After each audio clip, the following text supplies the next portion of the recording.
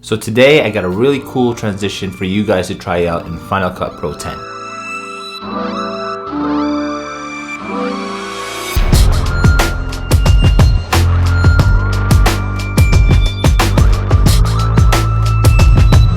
And in this tutorial, I'm going to show you guys how you can easily recreate that in Final Cut Pro. And this tutorial is brought to you by Squarespace. If you guys have never heard of Squarespace, it's an all-in-one building platform where you can build your website and host your business. I'll have more info on this towards the end of the video. And of course, don't forget to like, subscribe, and hit that bell notification button so that whenever I post a new video for you guys, you will be notified.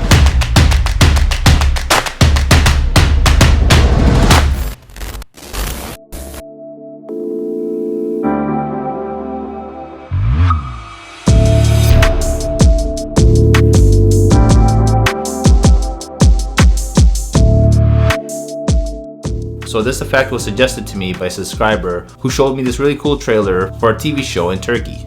The one part that really stood out to me was when the guy dropped a bullet and it landed in another frame down below. And that's what this tutorial will be based on.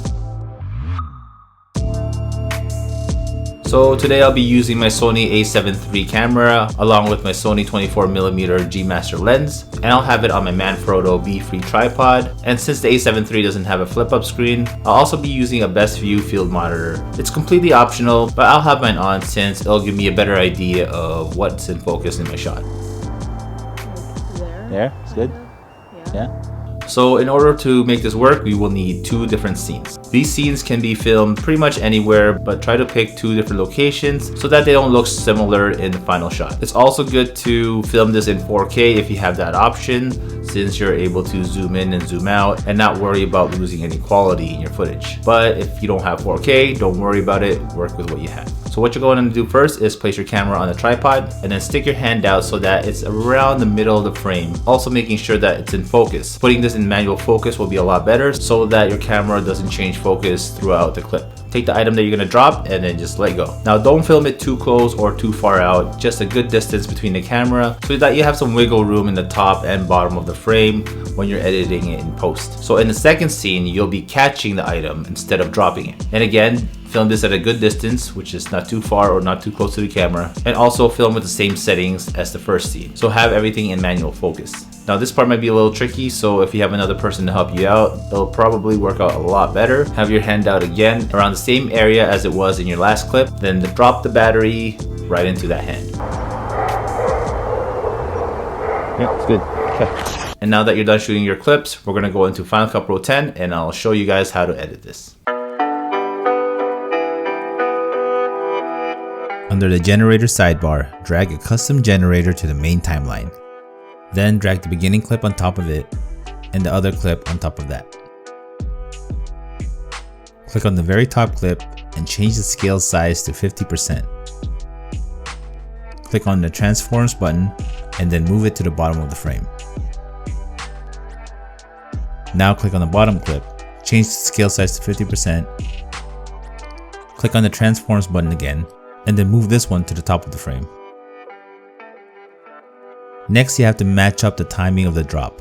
Move the clips around on the timeline until it seems about right.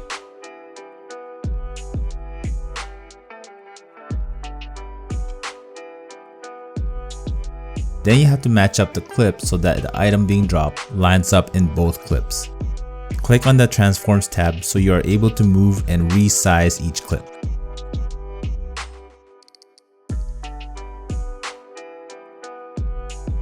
Extend both of them until they are the same length. Now it should look something like this. We will need to soften the middle portion to make the transition look smoother. You can do this by dragging the graduated mask effect under the effects tab onto the top clip. Adjust the amount and the X plus Y target until the edges are smooth. Move the clip up and down if you need to. Do the same for the bottom clip as well by applying the graduated mask on it.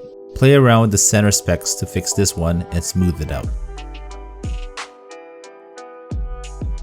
Once you're done all that, highlight both clips, right click, and create a new compound clip.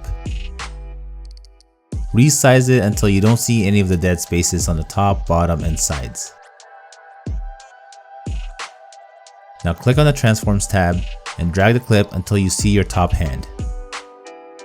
Find the frame right before you drop the item and place a keyframe under position.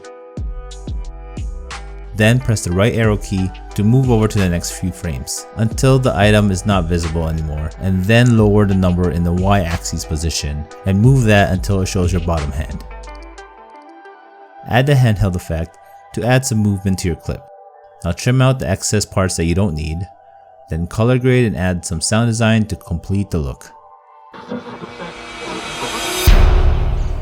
And a special thanks to Squarespace for sponsoring this video. What I love about Squarespace is that you can showcase your work from platforms such as YouTube and Vimeo and be able to embed it onto your site for everyone to see. This is perfect for freelance videographers or creators such as myself to be able to showcase my work to potential clients or brands that I might be able to work with in the future. And they have a ton of free templates to choose from as well. And they're all pretty easy to customize, so you don't have to worry about hiring someone to come in and fix everything up for you. Everything is pretty simple to use. If someone like me can do it, I'm pretty sure you can as well. So make sure to check out squarespace.com for your free trial. And whenever you're ready to launch your website, make sure to use my promo code Brian Francisco to receive 10% off your first purchase of a website or domain. It's my time in my prime. This the prime time. Pretty content. Are you content? No nonsense. Just a go-getter on a conquest. Hey.